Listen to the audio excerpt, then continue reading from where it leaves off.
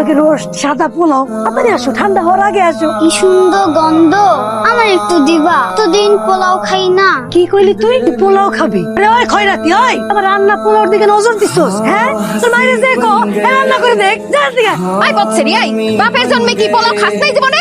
যা করে যা।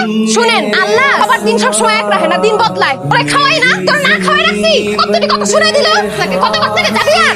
কাই চালাম আছে, তোরে খাওয়াইতে পারুম কিছু। কি শুরু করছো? আমার শান্তির ঘুমটা নষ্ট করলি। আপনি শান্তির ঘুম বাদ দিয়া মরণের ঘুম দেন নাকি?